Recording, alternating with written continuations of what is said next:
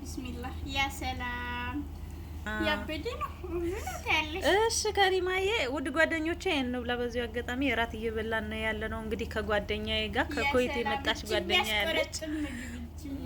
እሺ የኔ ወድ እንግዲህ ያው እራቱን መስፋናት የሰራችልን በነገራችን ላይ እና ይሄው እንደዚህ አድርጋ አሳምራ ሰርታልናለች ማለት ነው ባለን ነገር ፋያ። አዎ እሺ ፋፊዬ እንግዲህ እንዴት አየሽው እራታችንን?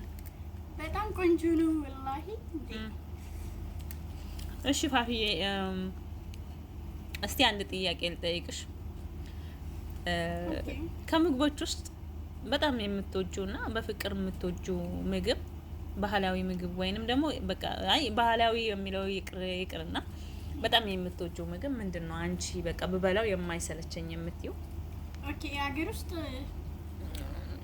አይ የሀገር ውስጥ የሀገራችን ቆጮ አይቢ ክትፎ ምናምን እሱ አለ አይደል? ከዛ አብሽ ወጥ በጣም ነው የምወደው። ዋው ማለት አሁን እኛ ወዲ ወሎ ምናምን አይታወቅም፣ ግን ሀረር ነበር አንድ 2 ወርና ወይኔ አብሽ ወጥ ትጠያለሽ። ግን እኔ አብሽ ወጥ በልቼ አላውቅም። እስቲ ባሁኑ እንግዲህ ከስደት መልስ ወደ ሀገሬ ስገባ ሀረሮች ናቸው አብሽ ወጥ የሚጠቀሙት። እሞክረዋለሁ እኔ ማለት እስቲ ስለ አሰራሩ አንዳንድ ነገር የምታውቂ ከሆነ ጥቀሽልን፣ ለተመልካችም ጥቀሽልን። አፍረሹ አረሳም ችግር የለም ኖ በአይምሮዬ ላይ ጽፈዋለሁ።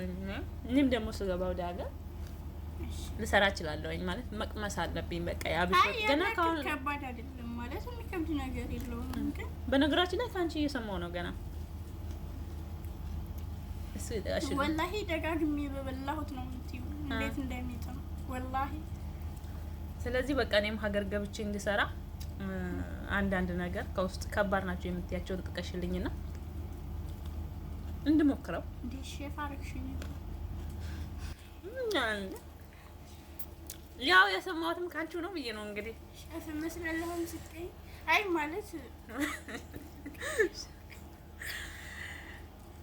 እሺ በቃ ፋፊዬ ይሄኛውን ልተውልሽና ችግር የለውም። በስደት ዓለም ላይ እንግዲህ ምን ገጠመሽ? እስኪ ከባድ የሚባል ነገር አልሐምዱሊላህ እስካሁን የገጠመኝ ነገር የለም። ግን ለመጀመሪያ ጊዜ ሲያዙኝ ሰዎች 2 ናቸው እና ፔፕሲ አምጫሉኝ 40 ፔፕሲ አምጪ ሲሉኝ ከዛ በቃ ከሳሎን ኪችን እስከምገባ እንዴ 2 ሰው እንዴት ነው 40 ፔፕሲ የሚጠጣው ትላለሁ። ኦኬ 40 ሲሉ አንቺ ማለት 40 መስሎኝ ነበር። እሺ እንዴት ለ2 ሰው 40 ፔፕሲ? እነዚህማ ሰው አይደሉም፣ እውነት ሰው አይደሉም ምናምን እያልኩሽ ከዛ በቃ 40ውን ሰበሰብኩና በሰርቪስ 40ውን ፍሪጅ ውስጥ ያለውን በሙሉ አይዋ ከዛ ቀረብኩላችሁ ልሻለሁ። እና ምን አሉሽ ታዲያ? ከዛ ባል እኮ ፊልም ተሰራን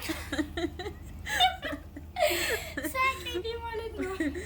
ከዛ በጣም የሚገርም ገጠመኝ ነውና ከባድ ነው። ግን እንደዚህ ለምሳሌ አሁን አረብኛ ቋንቋ ምናምን ሳናቅ ወደ አረብ ሀገር ስንመጣ ለመጀመሪያ ጊዜ በጣም የሆነ አንዳንድ ነገር ሲያዙን በጣም ግራ ያጋባናል ቋንቋውን። በነገራችን ላይ አንዲት የሀገራችን ልጅ ነበረችና ይሄ ብረት ድስት ጂደር ምናምን አምጪ ሲሏት ከዛ አስፋልት ወጣቻል። እሺ ብቻ ላም ጊደር ልታመጣ ነው እንደት? እሺ ወላሂ እና ጊደር ማለት ላሚቷን እዛት ላይ አስፋልት ወጣ ብትፈልጋት የለችም። እሺ ወይኔ ከዛ አስፋልት ቆማ ከዛ ሙሉ ቀን ቆመች።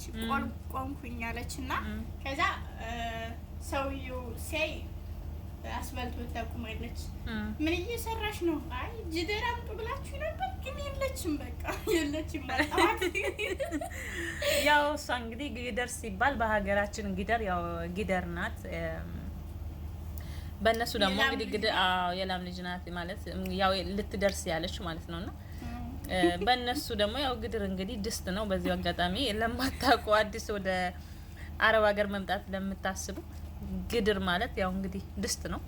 የሀገራችን ላይ ድስት የምንለው በእነሱ ደግሞ ግድር ነው የሚባለው። እና በጣም የሚገርም እንትን ነው ገጠመኝ ነው ፋፍዬ።